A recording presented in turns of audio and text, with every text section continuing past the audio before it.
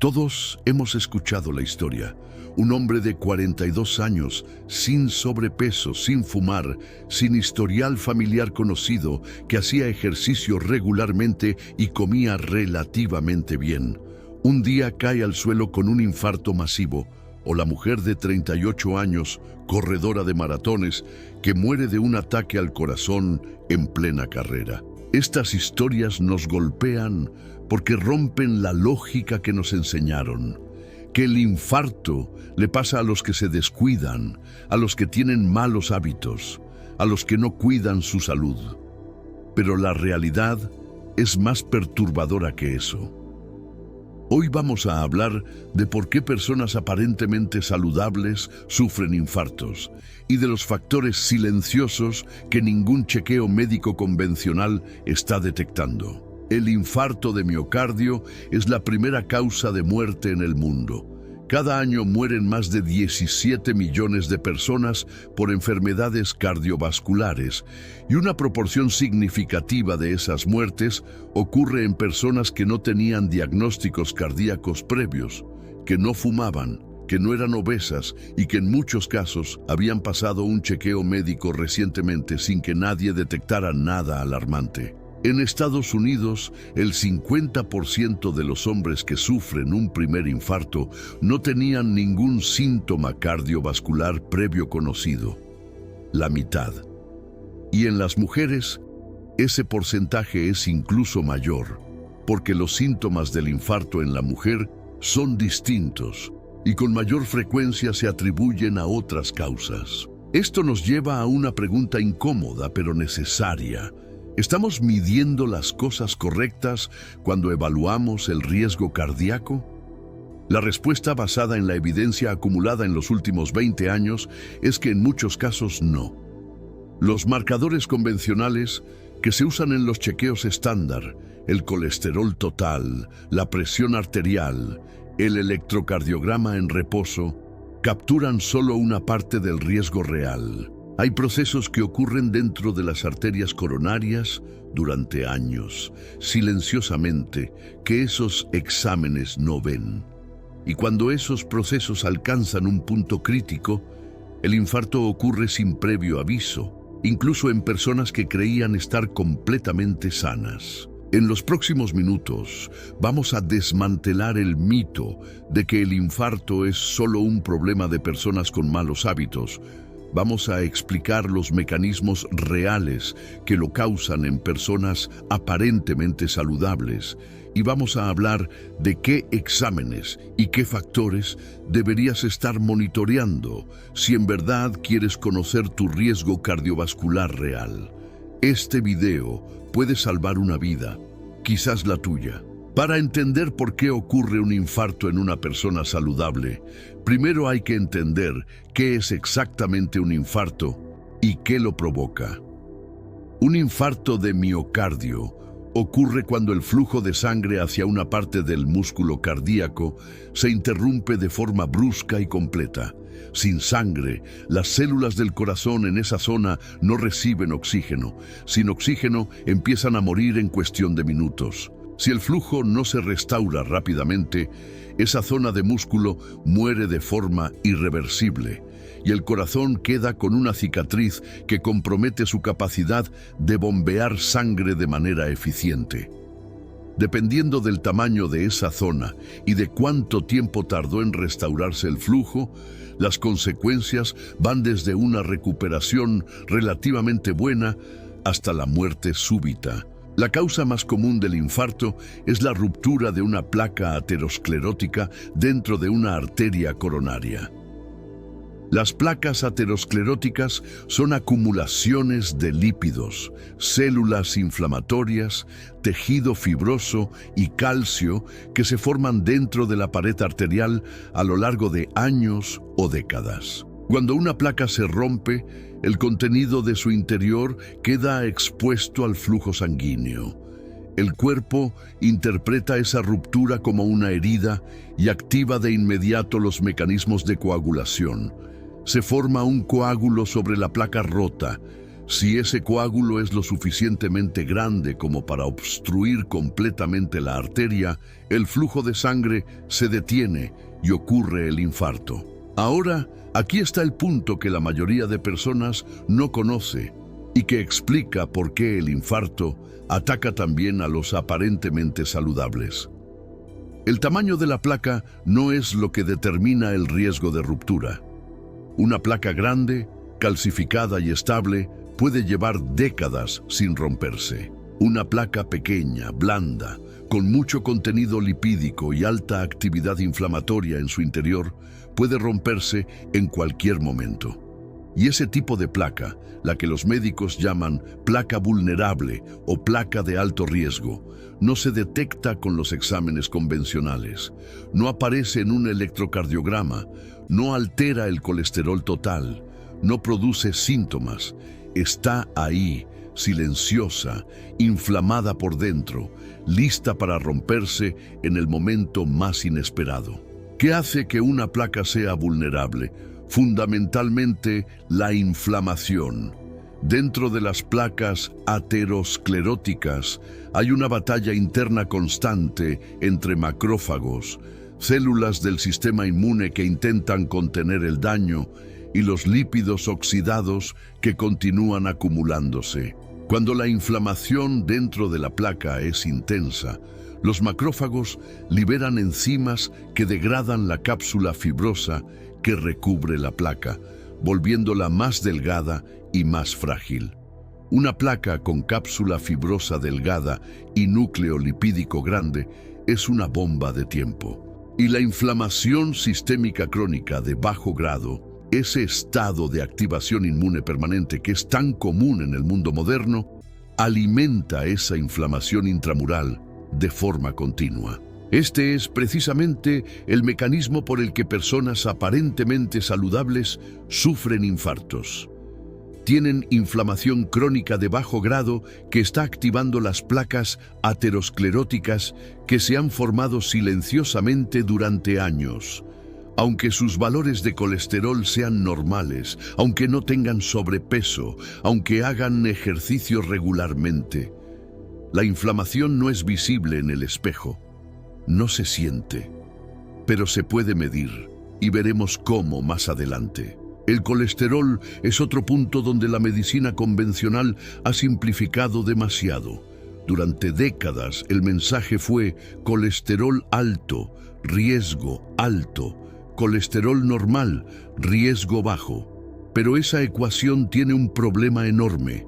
Aproximadamente la mitad de las personas que sufren un infarto tienen valores de colesterol LDL dentro del rango considerado normal. Eso no significa que el colesterol no importa.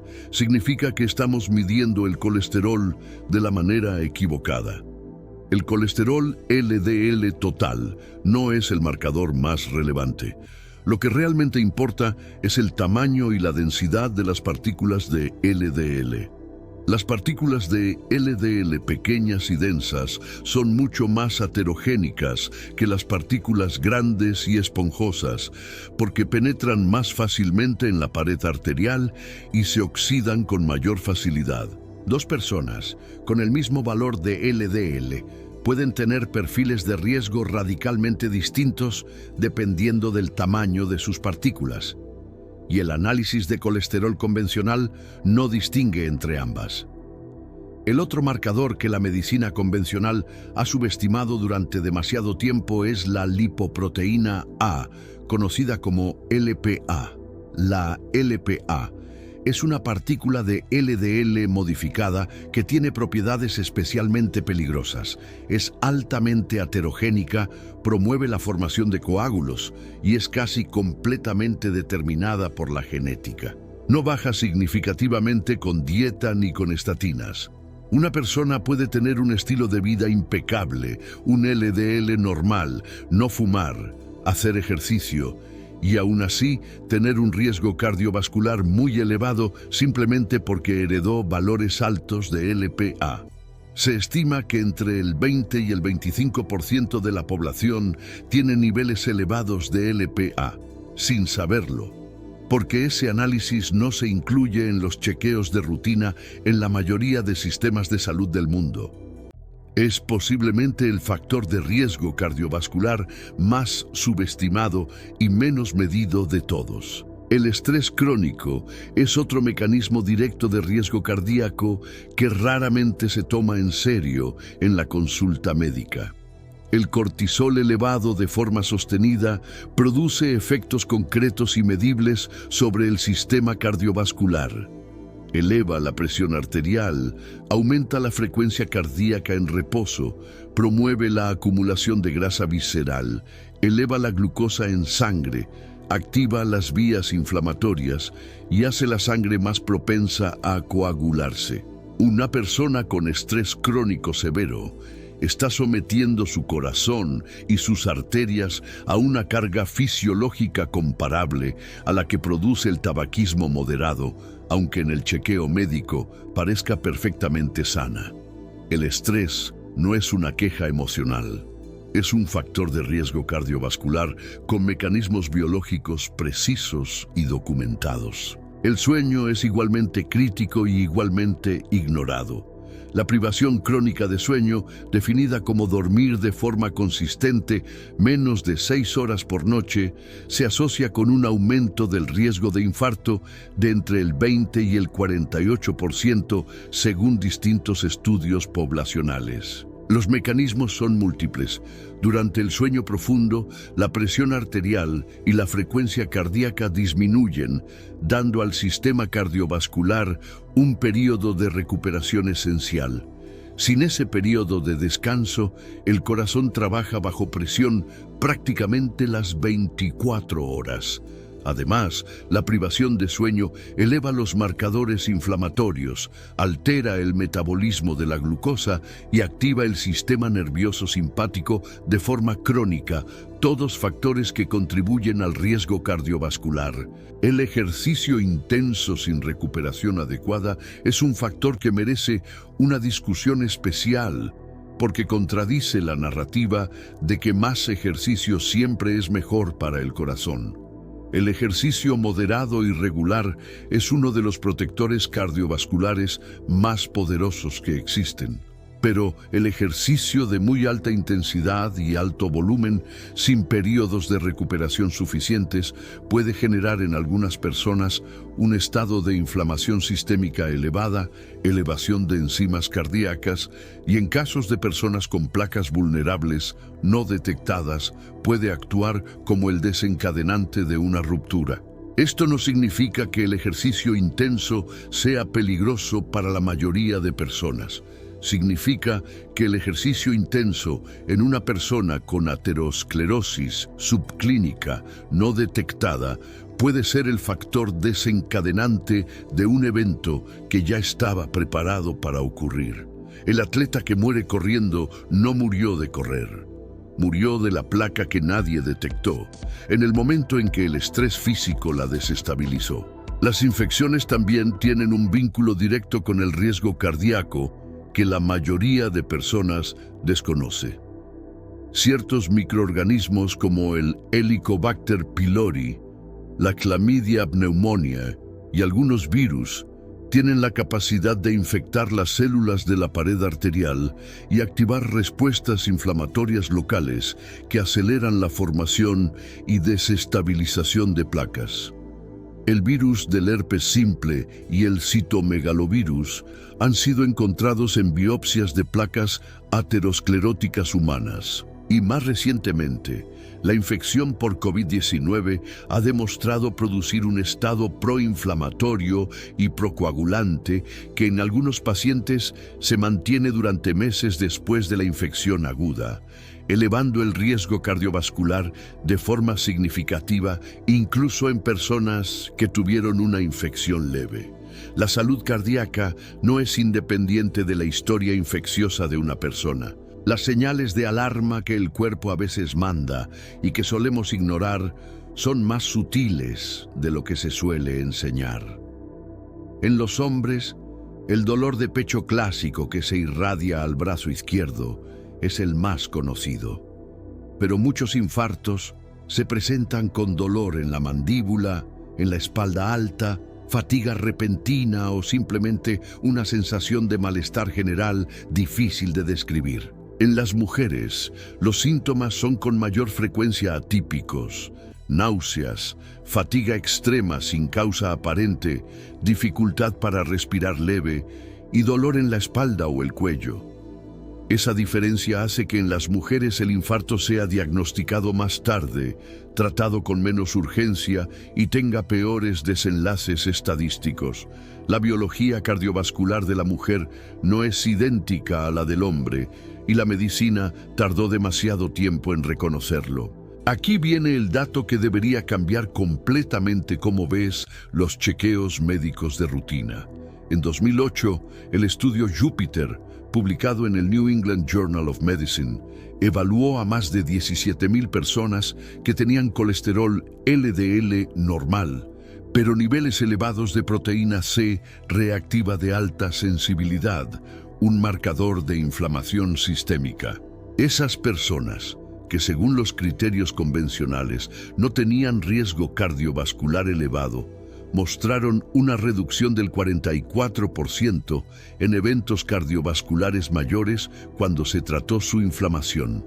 El colesterol era normal.